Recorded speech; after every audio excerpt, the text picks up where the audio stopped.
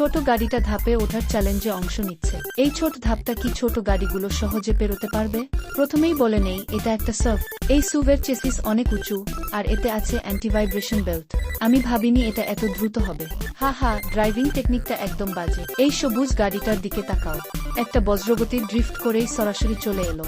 উফ, স্টাইলটা বেশ চমৎকার। কিন্তু এটা পাশের হলুদ ছোট ট্রাকটাকে ধাক্কা দিল। দুইটা গাড়ি ভিন্ন মাত্রার ক্ষতির সম্মুখীন হয়েছে। চল এখন এই নীল রঙের ছোট গাড়িটা দেখি। ভালো পারফর্ম করলো। প্রথমে গতি কমালো, তারপর ধীরে ধীরে নিচে নামলো। গাড়িটা কোনো ক্ষতি ছাড়াই পার হলো, সহজেই পার হয়ে গেল। এই ট্রাভেলারটা একেবারে কপাল পুড়ল। গাড়ির বটম প্লেটটা সরাসরি ধাক্কা খেলো। পাশে থাকা সবুজ গাড়িটা আবার একটা ধাক্কা দিল। ওটা সরাসরি পাশে থাকা ঘাসের উপর চলে গেল। দুইটা বিশাল ক্ষতি। নিরাপদ ড্রাইভিং, আগে ধীর গতি। আসলে এতেও পার হওয়া লাগে না। আরেকটা আসছে। এটা কি আগের বন্ধুর মতো লিজেন্ড হয়ে উঠবে? দেখে মনে হচ্ছে কোনো সমস্যা হবে না। ড্রাইভারের ড্রাইভিং স্কিল ভালো। পরিচিত রাস্তায় যেন সহজেই পার হলো, ধীরে ধীরে স্লোপে উঠে। ঠিক আছে। এখানে একটা ছোট স্পোর্টস কার আছে। ওয়ালেটটা বুঝি কাটতে যাচ্ছিল। ভাগ্য ভালো, তেমন বড় সমস্যা হয়নি। আরো দুইটা রেসিং কার এলো। নিচের প্লেটটা খুব নিচু। সার্সি আটকে গেল। একটা ঝুলন্ত অবস্থার সৃষ্টি করলো। পেছনের গাড়িটা তাদের সাহায্য করতে চায়। ফলাফল হলো তিনটা গাড়ি মিলে একসাথে স্ক্র্যাপ হয়ে গেল। এটা তো অনেক কঠিন। চলো এই দুইটা রেট্রো পুরাতন গাড়ির দিকে নজর দিই। তিনটা গাড়ি। মনে রেখো, এদের নিচের প্লেট উঠানো নামানো যায়। যদি ব্রেক না করতে হয় তাহলে পার হওয়া সম্ভব। দেখি বৃদ্ধ মানুষটা কিভাবে পার হয়। উচ্চতার সাসপেনশন, তারপর সহজেই স্লোপে উঠে গেল। কোনো সমস্যা নেই। একদম দুর্দান্ত।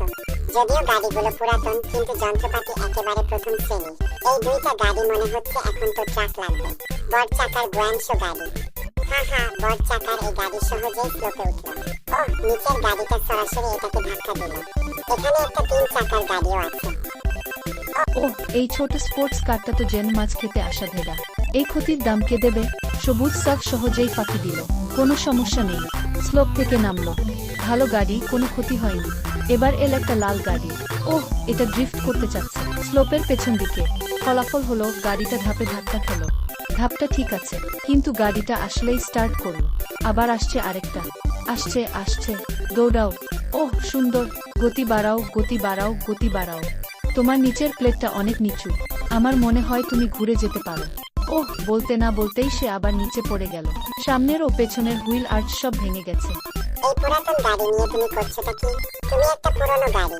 তুমি নিজের গাড়িটাই ফেলে দিলে। পেছনের বড় চাকার গাড়িটা এখন একাই ভরসা। দেখো আমি কিভাবে সহজে স্লোপে উঠি। একদম নিখুঁত।